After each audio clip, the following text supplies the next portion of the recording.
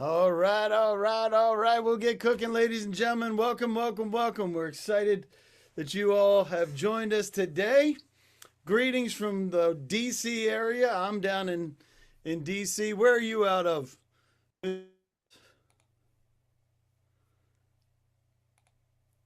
Steve, are you there? Oh yeah, All I'm right, from cool. Charleston, South Carolina. Yeah, cool. Scared me there for a minute. Hey, let us know where you're coming in from. We have 38 folks here so far, so we're welcome, welcome, welcome. Do me a favor if you would, change your chat settings. If you open up your chat settings, you can change it from just going to the hosts and panelists to everybody. And that way we can make this kind of a back and forth session. But let us know where you're coming in from. I'm coming in from Maryland, just outside DC. Let me see who, I got to open this up a little bit. I can't see the whole thing. Rolandus, what a cool name. Coming in from Richmond, Alabama. Dwayne, Anniston, Alabama. Reading, California. That's a ways away, isn't it? Steve-O. We got, who else we have here? Man, there's a whole bunch of, let us know where you're coming in from. Anchorage, Alaska. That's the farthest so far there, Steve. Gregory coming in from Anchorage. Rebecca from China Lake. Bunch of folks on the West Coast. Good morning to the folks on the West Coast. Good afternoon to everybody on the East Coast and in the middle of the country. We'll get started in just a minute. We'll let everybody get here. We're talking about managing fuel quality and long-term storage tanks. We got a whole bunch of folks asking questions on the way in that I'll make sure we get to you, Steve, as we want to do that. So, you're in South Carolina. Whereabouts again? Charleston, South Carolina. Charleston, South Carolina. Love it. All right. So if you could do me a favor, everybody, if you would, change your chat setting from just hosts and panelists to everyone. Let us know where you're coming in from. I like Emmett, Poindexter, Austin, Texas, USA, planet Earth. Being very specific there, Steve. Just letting everybody know. Thank you, Emmett. I know Emmett's going to be problematic later, I'm sure. Usually somebody like, I love it. Chris from Fairbanks, love it. Las Vegas, but currently in Port Angeles, Washington. Fantastic, Michael. That's a great place to be. Do me a favor and change your chat from just hosts and panelists to everyone. Coco Plum, Florida. Rafael Marrero, good to see you. Angela Perry from Arlington, Fairbanks. How many Fairbanks we got there? We got Chris Murphy. We got Matt Cameron. Hold on a second. We got David Williams. We got a bunch of folks from Fairbanks. What's happening up in Fairbanks? Awesome. I was up there last year. All right. Well, thank you. Good to see you. Dante from Yorktown, Virginia. All right. All right. We'll give everybody another couple of seconds to get here, but just let us know where you're coming in from. Super excited to talk about this today. I'm surprised, Steve. I'm surprised there's a lot of folks they're having issues with fuel quality. I'm sure that's not a surprise to you since you've been in the industry for quite some time. We'll get into that in a minute. All right. I just want to say welcome to all the agencies that are here. We love doing this at GovBrief, being able to do interagency briefings, especially on topics that are important to you. That's the objective here. We have with us today Steve Burris. He's with Fuel Tank Optics. He's a fuel tank system specialist. How long you been in this industry, Steve? Oh, I've been in the oil industry for about 45 years. 45 years, folks. So my thought is if there's something happening in a fuel tank, and that all that time was spent dealing with fuel and fuel tanks? I was a distributor. I was trained by Exxon, and I was distributed their products, and then went into tank cleaning in about 1997. Yeah. So a lot of stuff happened there. I'm Dave Lowe. I'm your GovBrief host. Quick disclaimer, we're not affiliated with GSA. GSA makes us say this. And this is provided to you for informational purposes only. And it's not an endorsement to buy from any vendor because there is a vendor here. There will be vendor product information. It is being recorded. If you'd like CLP certificates, there'll be a checkbox that you can check at the end. We'll get you a CLP certificate, and it may require supervisor approval, and there's a signature line for that. So we will be talking about today managing fuel quality in long-term storage tanks. We'll go over a couple of federal directives that are out there. We'll give you some ideas of some of the best practices to use. Talking about floating suction lines. For those of you who have not heard about that, that's the specialty that Steve is in, and he'll give us some advice on that and how that works, as well as how you can use this for the fuel and maintaining your fuel supply. We'll get into some case studies. We're actually smattering those case studies in throughout of this, right, Steve? We have Yeah. several of them. Mhm. Yep. And we'll get into next steps and answer all your questions. So as we're getting into this, if you would let us know, if you didn't let us know on the way in, let us know what'll make this the best briefing session ever. And we have Jesus that says, explain how to properly maintain fuel quality. Love that one, Steve, right? And It can be done. it can be done. Douglas from the Coast Guard, contamination, degradation, and condensation risks are discussed. Couldn't be more in your wheelhouse, would you say, Steve? That's exactly what we're going to be discussing. I love it. And Victor's explain and cite NFPA, OSHA, TJC, and VA guideline codes. I know we're going to get into NFPA and some other things, right, Steve? I'm not sure we're going to get into all those guidelines, but you can always take it offline with Steve, right, Steve? That's correct. Love it. Mitchell, it was geared to those who actually touch and work on fuel tanks. We could not, talking heads don't touch tanks. That's what Mitchell says. I agree. I think we got somebody here, ladies and gentlemen, that touches tanks. So I think we'll meet that one for you, Mitchell. Saul from NIST says generators, fuel, and belly tanks were added to the topics. We're gonna hit that one hard, right? Right, Steve? Yeah, the sub-base tanks, belly tanks, Love it. they're going to be covered. Yep. Nicholas, if just this is going to be the best briefing ever if Nicholas learns anything. How you like that, Steve? Just learn something, anything. We'll give him something to learn. Anthony from FAA, information on new regulations for engine generators. We got some information there for you. Jeff from the VA, a timeline for servicing diesel fuel that sits in a tank designated for a backup generator. Spot on, right, Steve? That's exactly what we're Yep. going to be talking about. Robert, VA measuring sulfur content off of delivery trucks is addressed. We're not going to dive too much into that. What do you think about that one, Steve? What is he asking? What's Robert asking? He's wanting to get the sulfur content upon delivery. That cannot be done. You're going to have to get a certificate from the people supplying the fuel. Gotcha. Well, there you go, Robert. If that solves your problem, or at least gives you the answer, you can leave. I'm just kidding. Hang around for a little bit. Tony from FPS is taught in layman terms and cost effectiveness for MPS. Love that. Layman terms. I think we're going to do. If I can understand it, hopefully that'll be about as layman as it gets.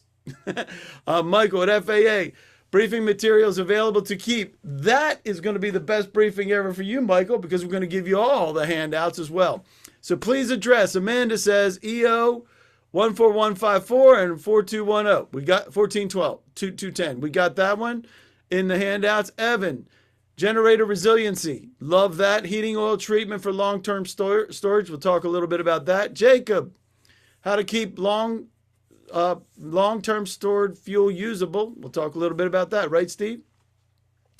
Yeah, we'll And give you some steps to follow. love it. And Nashawanda from USAF, information I can use as a contracting officer. Love having contracting officers here. Appreciate you joining us. We'll do that at the end for sure. Andrew, level monitoring and control. Will we talk about lever monitoring, Steve? Yeah, I can touch on it. All right, sounds great. Lowell, monitoring systems to make sure you put this in the chat if you want us to hit anything that you want. Monitoring systems to maintain underground fuel tanks to prevent contamination of fuel. Positively, we're talking about that today. Right, Yes. Steve?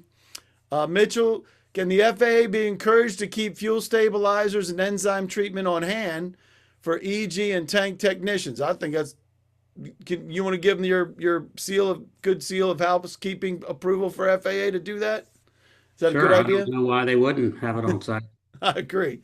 Walter, long-term storage of diesel and what what point it fails. Love that. And algae. Joe, talking about algae growth and ASTs. I think we're going to hit that pretty hard, aren't we? Yes. All right. We love participation. I'm going to pop the docs into the handouts right now. So if you could do me a favor and click on that in the chat, you're going to see the top link says session docs. If you would do me a favor and click and make sure you get to something that looks like this. And then I'll tell you what to do. Thumbs up if you're getting this. Everybody good? Everybody good? There we go. Got some. If you can't, there'll be a link at the end or a question at the end. If you can't get to it, we'll make sure you get it. So here's a time saver for everybody. This upper side where it says download, you can click that and download all of those at one time, and you'll have those for you. If you have any questions, we love questions. You can raise your hand. We'll unmute you, and you can hang in and talk. Or you can pop it in the Q&A or pop it in the chat for us, and I'll try to keep up for that, Steve. I'll keep up with that for us. The private dialogue, if you don't want everybody and their mother to see it, send it to Steve at topflowfsl.com. It'll be there the whole time, and Steve will get that at the end, and he'll be able to get that information for you if you have any questions. Emmett says AST 15,000 G long term. You know what that means? 15,000 gallon long-term storage, AST. What is AST? Above ground storage tank. Okay, above ground. All right, so now, Steve, you've been in this for a while. Tell us about Fuel Tank Optics and Top Flow, because both of those, are those both your companies? Is that how that works? Yes. Like I said before, I was trained by Exxon, and I was an Exxon distributor, and I sold that business about in 97. And I couldn't sell virgin products, so I went to my customers and found out what they needed was someone to clean their hydraulic oils and their fuel. So I started in 97 with a company called Petroleum Recovery Services, and we specifically clean fuel tanks. From there, I noticed the problem was always at the bottom of the tank. Water, severing, and oil gets to the bottom of the tank, and that's where your contaminants are. Unfortunately, that's where your pickup is. So hands-on experience, I decided, why are we pulling fuel from the bottom of the tank? Well, why don't we pull it from the middle of the tank like aviation tanks do and big generators, big electric generating companies do. So started Top Flow was a floating suction line that goes in the tanks. And what's different about Top Flow than other competitors is it can go in through the same opening that your pickup lines go through. So we can put it in a standard opening on a 10,000 above ground tank is 4 inches. We can put it through the 4-inch hole. And on sub-base tanks, we can get down to an inch. Or we can go the other way. With bigger tanks, we can go up to 8 inches. Love it. So, and you're a woman-owned small business, and Yeah. and you have patents on this technology, so that can help with some justification and approval language for you contracting officers out there. So, if you could do me a favor, let us know what made you decide to come here today. Maybe you're responsible for fuel maintenance. Maybe you have a problem in your storage. Maybe you're responsible for safety and compliance, or maybe your boss made you come to this thing. So I guarantee you there's going to be at least one Weisenheimer that picks that bottom one. There always is. So as we get into it, some of the federal directives that are in your handouts, you have EO 14210 talking about efficiency. There's other executive orders. There's also the president's management agenda demanding partners who deliver. All of this is very, very important as you're assembling your requirements and as you're assembling people to fulfill contracts. It is absolutely critical that you guys pay attention to those. I love this because this helps with efficiency, right? Right, Steve? Sure does. And as far as partners that deliver, and one of the pieces that you have is you are U.S. made. It's all assembled, built right here in the United States. And the only thing you don't know is where the the actual materials come from, but all of it's here, right? Yeah, we source everything here and put it together here. Yep, yep, love it. So the real problem here, and you mentioned it, is that when after you've been in the cleaning world for so long and cleaning those tanks, it isn't fuel that's in the bottom of those tanks, right? Yeah, all tanks are vented to the atmosphere. So through those vents, moisture gets in, especially if you're in a humid area like Charleston, South Carolina. Water vapor gets in the tank and then it condenses on the side. Water being heavy in oil, it falls to the bottom. And down at the bottom, that's where you're going to get your algae growth between the fuel and the water. And that's what actually is going to clog your filters, water and the algae. And then you have the sludge and other like the tanks Yeah, starting to degrade and things. yeah, as fuel degrades over time, particulates fall out of the fuel and go to the bottom. And algae goes through life processes. They'll fall, they'll die and go to the bottom as well. And that's what we're talking about, how that problem can be solved with floating suction. And this isn't necessarily new, right? Because the Air Transportation Association, it's mandatory for all of the FAA tanks, right? Any tank that's going in aviation, is that what we're talking about here? Air Yeah, the trans ground tanks, they all are required to have floating suction lines. Yep, yep. Floating suction has been around since the 60s. And the only reason it hasn't caught on in generators or in retail situations is the cost to put them into service. Um, OPW makes a model that you have to actually go into the tank and attach it to the pickup line. What's special about top flow floating suction lines, so I said earlier, was we can go through the 4-inch hole. It's just, as you can see, the picture of it is corrugated stainless steel hose attached to a floating suction. So And and it so goes right in. it's not necessarily new, but the technology that you have is new. And what's interesting about this is this also applies for, like you mentioned, the smaller and the generator type things, the smaller tanks. Um, NFPA, that stands for what? National Fire Protection Association, And PEI stands for. Petroleum Equipment Institute. So they're recommending this. That's also in the handouts that you can use as part of your support and research for this. So let me do this real quick. Let's see what people are saying about why they are here. Steve, 58% are responsible for fuel maintenance. They're in the right spot. And there's 60% that are responsible for safety and compliance. So I think that's a great combo. Obviously, you could pick more than just one thing because that adds up to more than 100%. Let's see what everybody's saying about any if there's any other questions. Looking for options to clean out the AST USTs without losing the fuel inside.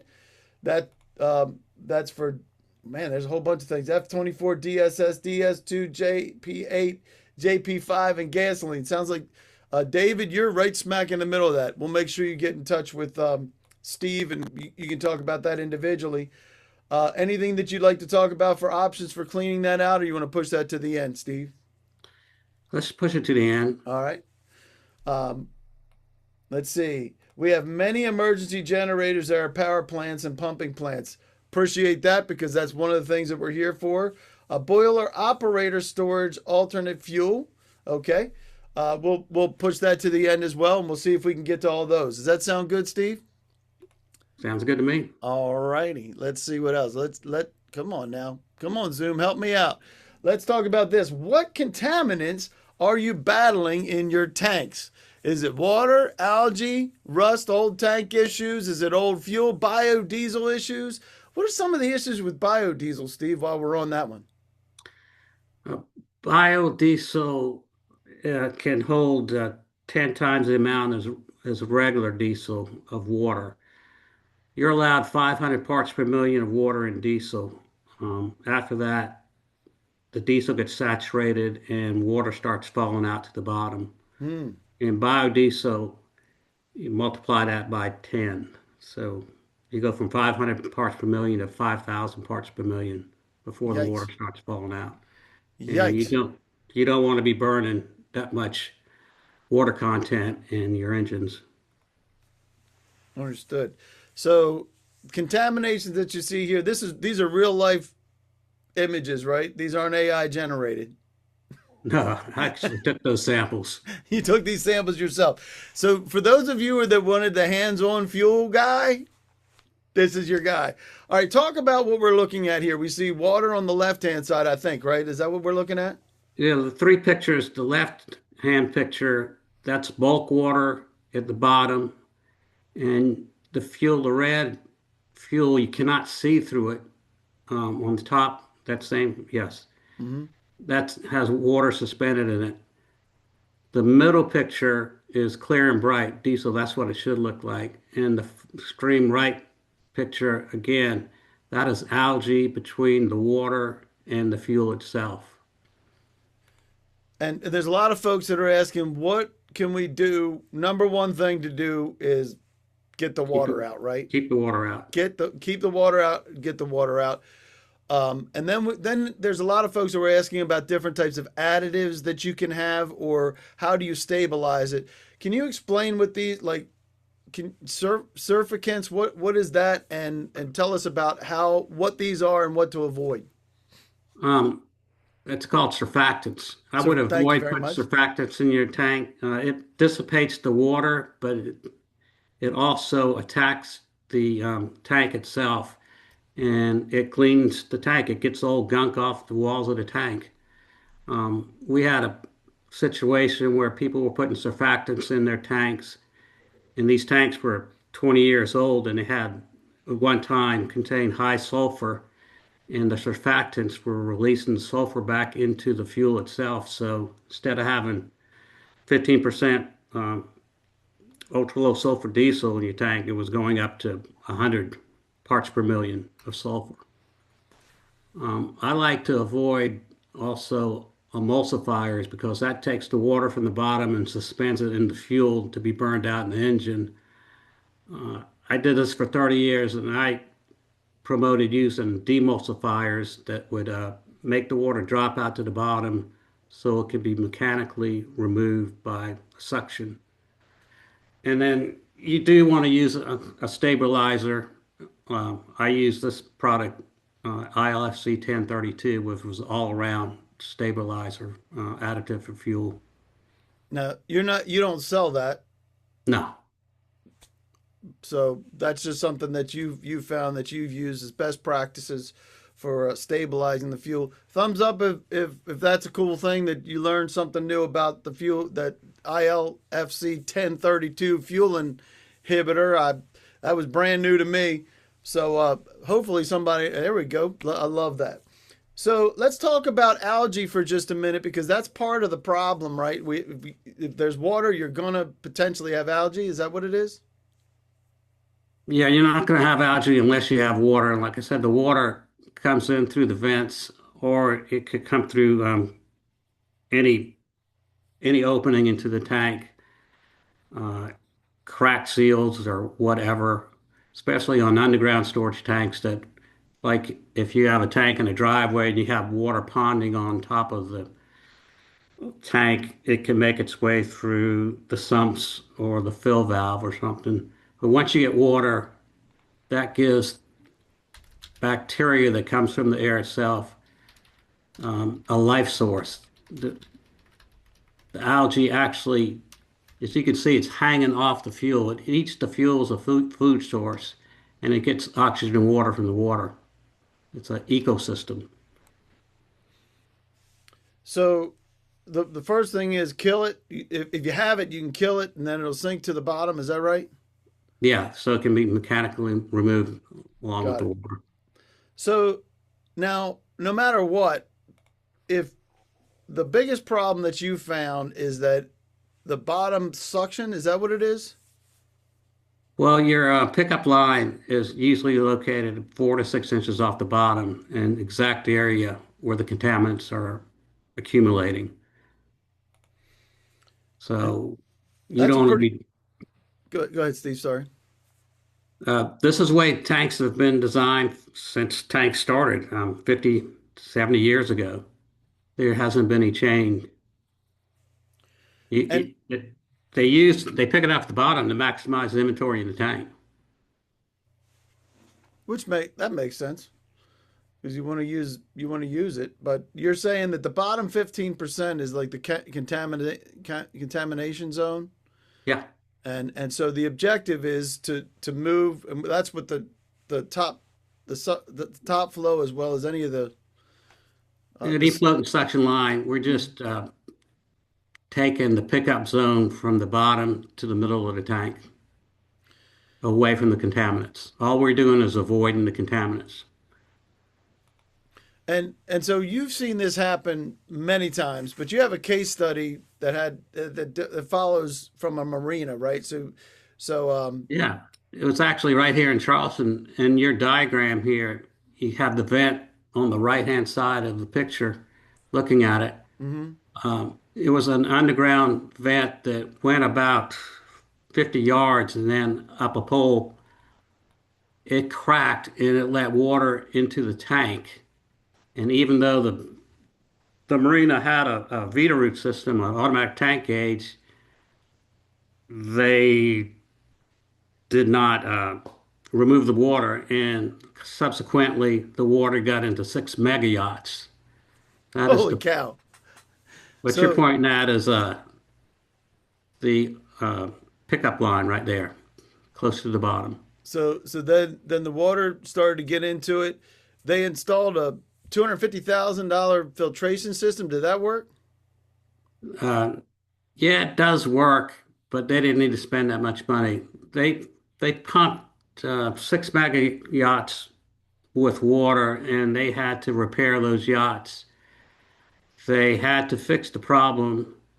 They put one of the solutions they had was the $250,000 filtration system that nobody knew how to run once the vendor got off the property. They lost 6 weeks of sales during May in Charleston, which is the transient season here when boats coming back from Florida and going up north. And they had reputational damage. Once it got out that they were pumping water into yachts, nobody wanted to get fuel there. I can't imagine. Can't imagine that be the case. Uh, And that's one of the things that I've found with federal agencies is that the reputational damage is is a critical problem when something goes wrong, especially if you're dealing with emergency generators, and we'll talk about that in a few minutes. So well, tell us how this floating suction works from the let me top get flow. back to that Yeah, marina for a second. go ahead. So we came in and we put floating suction in all their tanks. They were changing their filters monthly. When we got in there, we put the floating suction lines just like that into their fuel tanks, and they weren't changing filters at all. And after 6 months went by, they changed their filter just to see what it looked like, and it didn't even need to be changed. It wasn't dirty. Subsequently, they've pumped 2.5 million gallons of fuel through their system without a problem. Two and a Um, half million gallons? yeah, it was just unfortunate that we didn't get there before they had the problem. That they never would have pumped that water into the fuel Into the yachts, into for the sure. yacht. So, and what they the filters obviously last longer because they're pumping good fuel. What does slow flow mean? Is that like when you're at the gas pump and it's just brutally slow? Exactly. If you ever go to a gas pump and it's very slow and you get frustrated, that's because the filters are clogging up with the contaminants from the tank. Mm. And if that ever happens to you, I mean, I'll just hang up the fuel pump and go to another station. Because Uh, it's already saying that there's something wrong. there's So something wrong there, yes. something wrong. It's usually clogged filters. So And retail stations, they want, they do not want slow flow. They want to pump about 9 gallons per minute. yeah, because they want to move people in and out, except for Bucky's. They want everybody to hang at Bucky's for a long time. You ever been to Bucky's? Anybody here been to Bucky's? It's crazy. Bucky's is actually looking at this system. Is that right? That's crazy. It's a what a phenomenon that is. The Scottish found out about it, and the whole everybody coming from the UK and everybody else was finding out about Bucky's for the World Cup. So yeah, everybody loves Bucky's. I do. I love Bucky's. That's a crazy. They have great sandwiches, super cheap too. But besides that, at the end of the day, they have the cleanest fuel from any marina now. Is that right? Yeah, they actually advertising it. They went overboard almost just to win back their customers. Hey, and when you have reputational damage, that's where you're going to be, right? All right. So my next question is, what are you using your fuel for? Is it a land-based fleet? Is it a water-based fleet? Is it mission-critical backup generators? Maybe non-mission critical backup generators? Um, or something else. Maybe you have something else you're using it for. And then if you are using generators, let us know what you're backing up. Is it data centers? It could be anything in anything, right? Right, Steve? It could be water and sewer. It could be anything. Sure. What I like to ask is, what are you backing up? If it's an airplane, there's no second chances at 30,000 feet in the sky. Yeah. If you're at a hospital, it's life support system. If you're a data center, you're backing up basically money, like a bank. Uh, you got water treatment plants, you got sewer plants. You want the sewer to keep moving. One of my biggest customers was Jacksonville Electric Authority, and they had 700 generators to move the sewer. That's something you don't want backed up. That's That's a right. different type of backup. That's a different emergency backup problem. All right. So that's what I love, and there's a bunch of folks already choosing this. By the way, we'll share this in a minute, but 68% right now are mission critical backup generators, and that's what I really love about what you have here is why do you have an emergency generator in the first place? You got it so that you have something that you cannot go down, right? So look at this right here. FEMA reports generator failures to 15% after 24 hours of runtime. Why is that? It's because you're stirring up all the contaminants in the tank, and then it's clogging the filters. That is, and so if we zoom in a little bit here, this is how it works in the generator world. Yeah, what you're looking at is a sub-base tank. The generator's on top. And to support the weight of the generators, you can see there's baffles in the tank. And these baffles act like little dams that trap contaminants in between them. Um, so your pickup is down at the bottom in this particular model. So you have a case study with generators. This is backup life support, right? So that's pretty critical. If something goes down at a hospital, is that what we're talking about? Yeah, this was the hospital tank, on the sub-base tank here. And they had a water intrusion problem and kept shutting down the generators. So we put floating suction, and they even had the tanks cleaned. But as you can see, if you go back to the previous, uh, yeah, all these compartments, you cannot effectively clean sub-base tanks because of these baffles. So what we did, instead of picking up off the bottom, we put in floating suction, and there you go, and put their pickup point into the good fuel. And so then it comes through the baffles, and then it keeps the contaminants. The contaminants are still on the bottom, right? But you're They're just still on the taking. bottom, yes. Yep. So and this is what it looks like when it's installed. And you mentioned this earlier that it can be done pretty quick. So you tell us how the solution that you formed. You put these in the tanks, and in 2 hours you installed these. Yeah, sub-base tanks are even quicker, but let's just say you had a gas station, you had a 10,000 gallon tank and you want to go to floating suction, before the top flow device, you would have to empty the tank and put that 10,000 gallons someplace in a tanker, a couple of tankers. You'd have to clean the tank. You'd have to gas free it, which means leave it open for 24 hours. Then you'd have to do a manned entry and attach the floating suction line and then fill the tank back up. With the top flow device, we just take out the existing pickup line. At this gas station, it's called a submersible turbine pump. We just take the submersible turbine pump out, attach the floating suction line to it, and put it back into the tank. And takes about a couple of hours to do.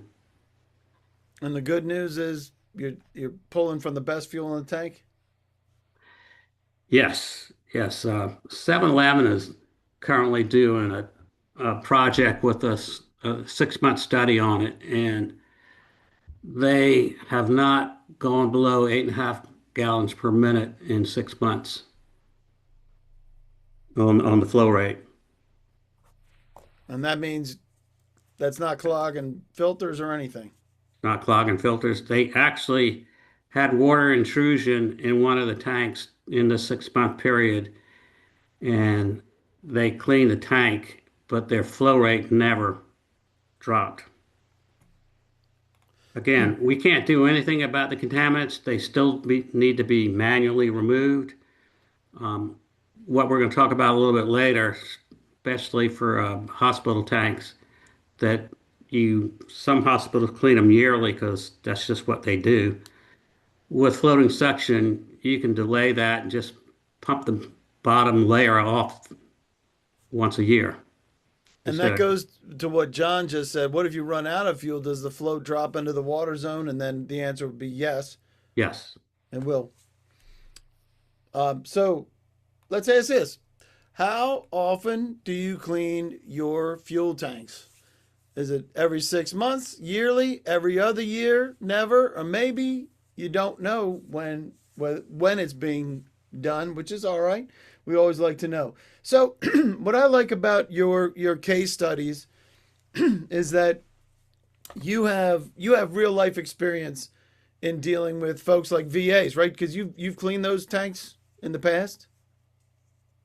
Oh yeah, I started in '97. It wasn't being done. There was one company cleaning tanks in the United States, and I took this technology and took it to hospitals and started.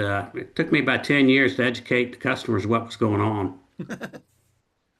No doubt. And So we cleaned a lot of VA hospital tanks. you couldn't? We did. Oh, you did. Oh Okay. yeah, So here we are, Augusta, Georgia, not too far from you, right? right. Not terribly far. So they have 12 tanks and they're cleaning these tanks a lot, right? Because you used to do it. Yeah, it was just an annual contract, $4,000 a tank. So I mean, whether they needed cleaner or not, they were going to get filtered. they were going to get clean. I got you. So if you install the floating suction, it's about max it would be is 10,000 a tank. Is that what you're saying? Yeah, And it goes in pretty quick, so there's no downtime, right? And then you don't have to do all you have to do is do the water removal. You don't have to clean the tank as much. Is that what you're saying? yeah, because you're not picking up from the contaminated zone. You still want to maintenance. You're going to have an automatic tank gauge on the tank to tell you if the water is accumulating, so you'll know when to take the water off. And generally, that's once a year, usually, if there isn't another problem. Once a year for VAs, they're on an annual contract, a 5-year contract usually.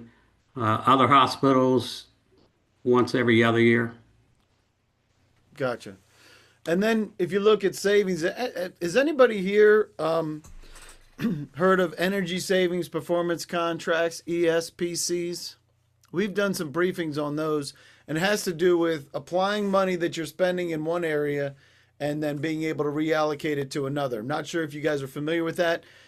Department of Energy does it, and this gives you the ability automatically. We're already talking about it's paying for itself in 3 years. So if you're familiar with the SPC contracts, you can incorporate this kind of a technology into it as well as part of it. A lot of times they're doing LEDs. A lot of times they're doing other water saving measures to be able to save money on water. This happens to be able, it's the same kind of philosophy where it pays for itself over for in less than 3 years. Is that what you're saying, Steve?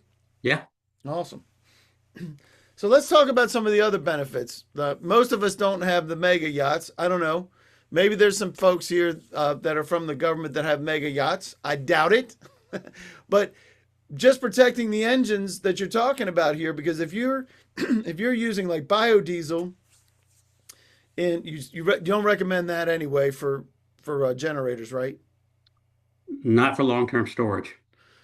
So biodiesel's out because of the water content, and we want to protect the engines. And the most damaging to engines is what? Blown pistons, Because of water. water. All right. So take us through here to protect. We protect the engine first, and then take us through this. Well, you're protecting your engine. One thing I want to say in a retail situation at your convenience store, it's a form of consumer protection that you're not going to put any water in the vehicle, customers' vehicles. There's a lot of cases where people fill up and get about 3 miles down the road and break down. I was talking to a convenience store, and they say that if that happens, it's usually about 10 cars before they know what's going on, that they pump water in.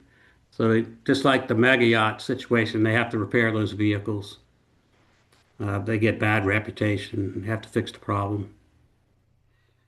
And if you're talking about the VA, if an emergency generator comes on and then can't stay running, or winds up blowing a piston, right? That creates. Yeah, you're talking about life support equipment at a hospital. Yep. And So data you're centers same protecting, way, yeah, right? you're protecting your engine, you're extending the life of your filters. You don't have that cost to change the filters that much, or reduce wear and tear on the engines.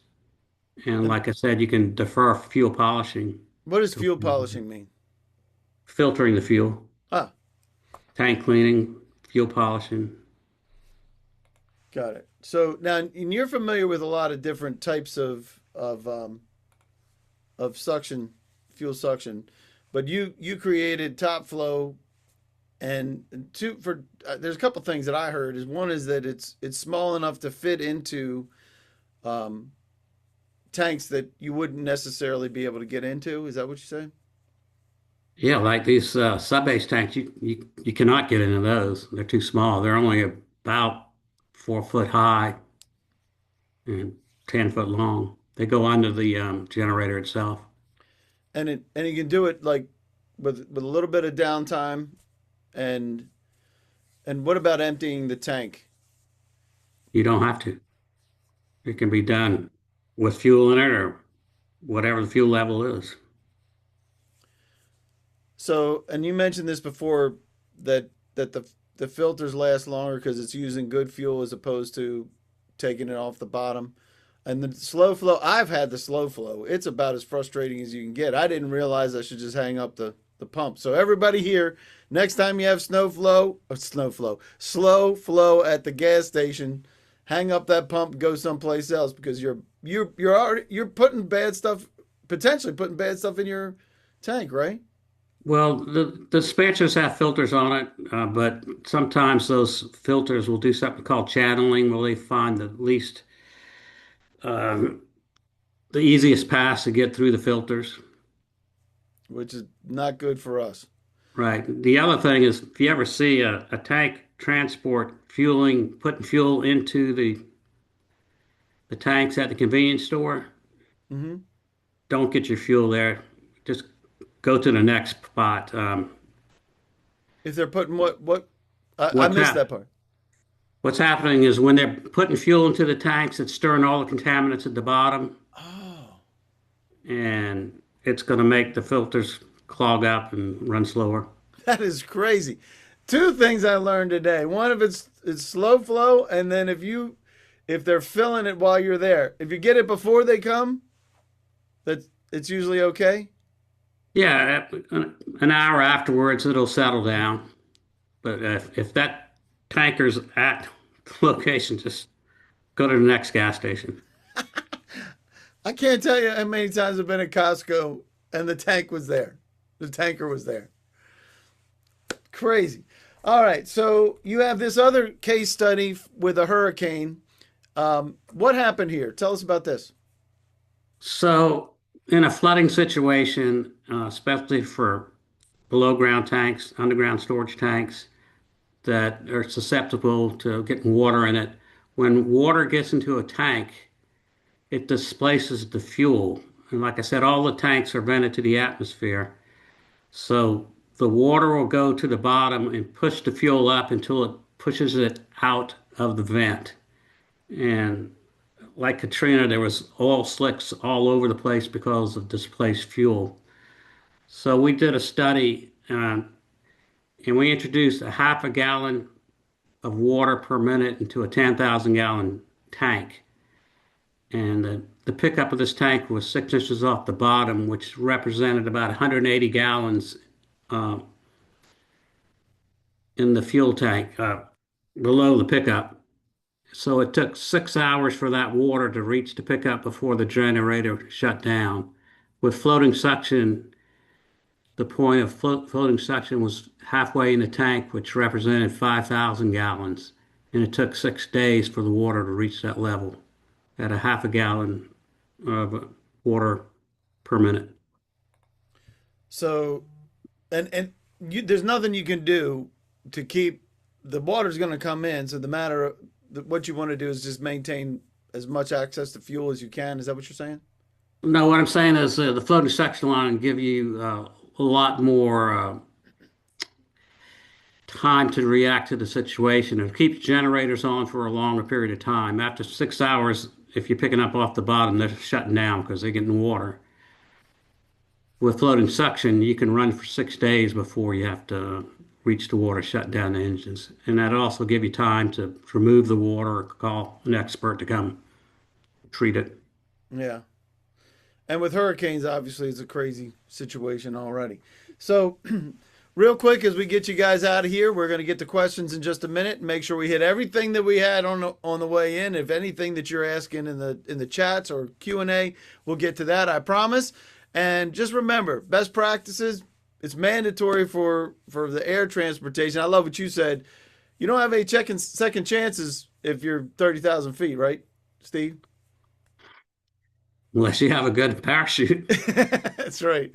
So, and then for NFPA and PEI, it's recommended that information is in your handouts.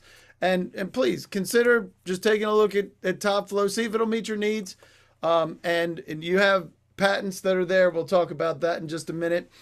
Just check out what it is. It goes in pretty quick. As I mentioned earlier, you're under no obligation to purchase from anybody, but if you would like, you can buy manufacturer direct with Steve, with P cards, because most of the time, you mentioned this before, like a single unit is less than $10,000 that's for a regular tank, right? Yeah, that's just a one-off. A one-off. So if you'd like to try it out, you can do that direct. If you need justification and approval language, talking to the contracting officers out there, we can provide, I think you can provide that for them, Steve, to say, hey, this is what makes you unique because it's patented technology. It's made in the United States, so that meets your PAA and TAA compliance.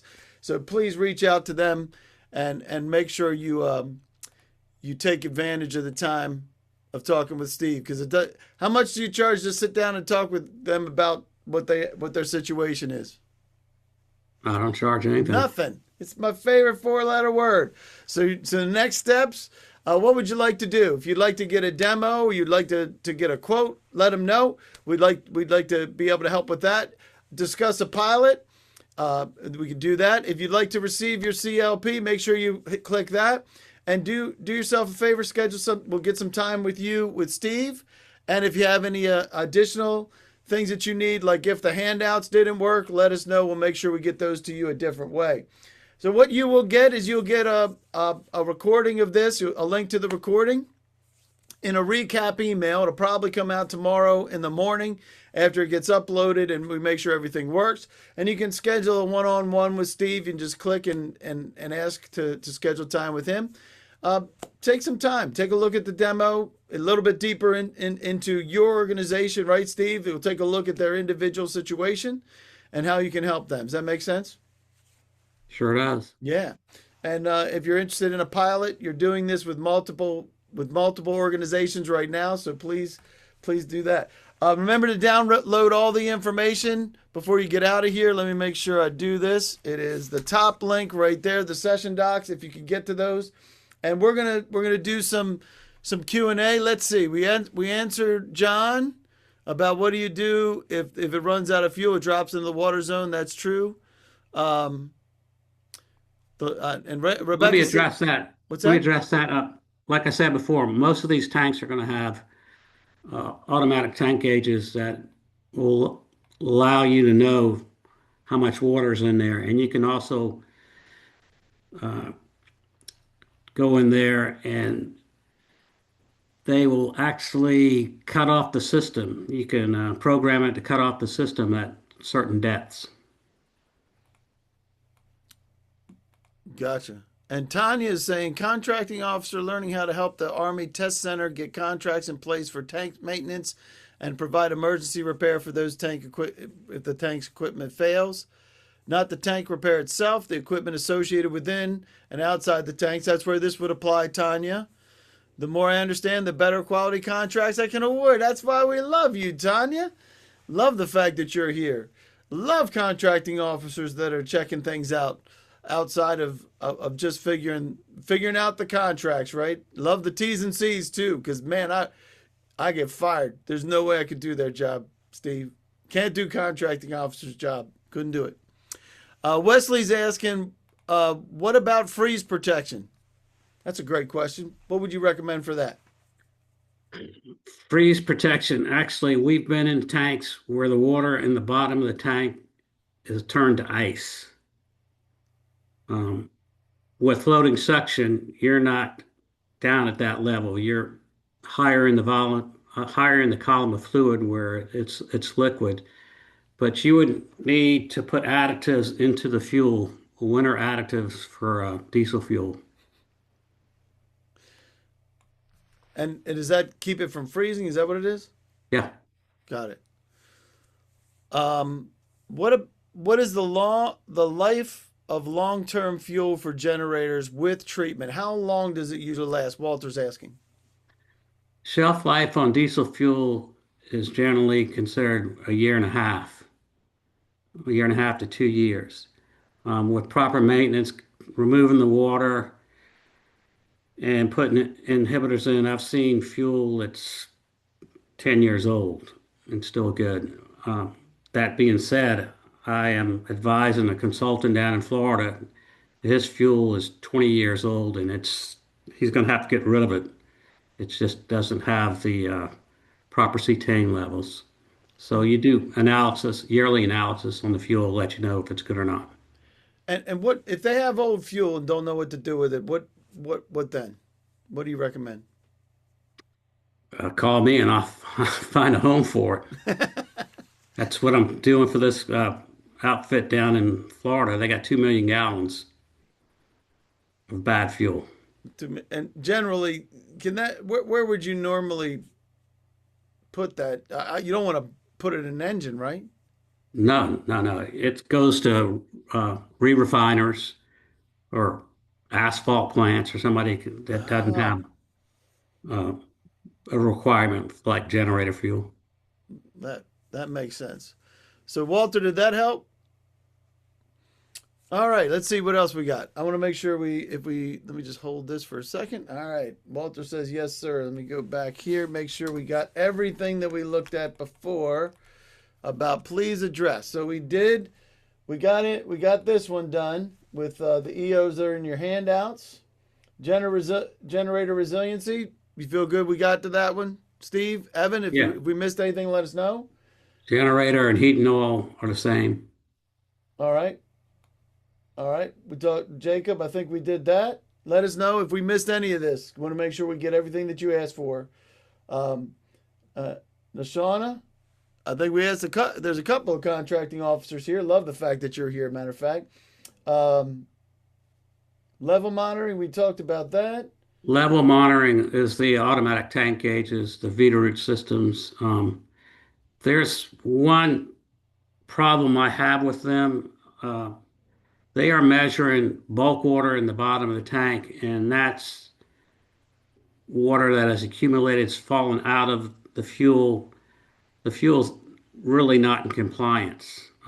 There are systems out there that you can measure parts per million water in the fuel and let you know when it's going bad.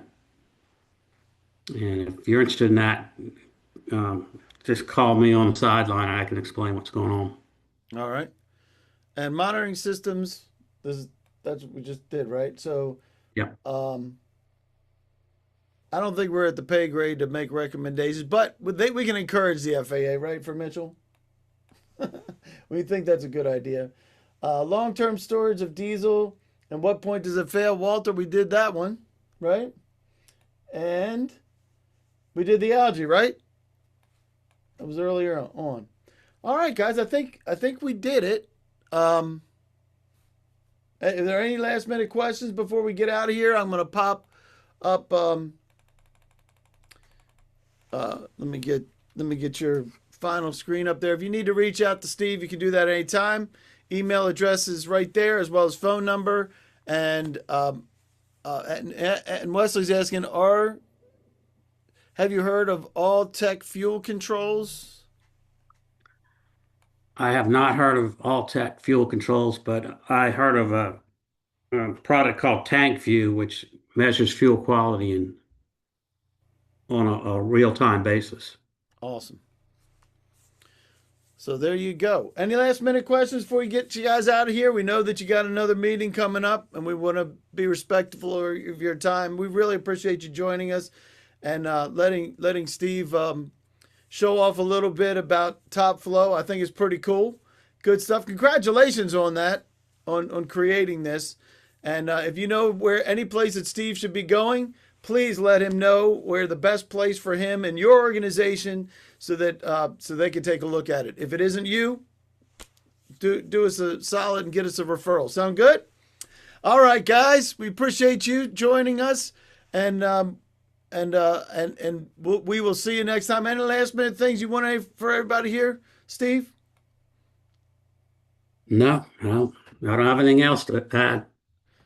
All right. Well, we appreciate it. Great stuff. And it's always great to hear somebody that knows about their business. That's what I say. Definitely an expert.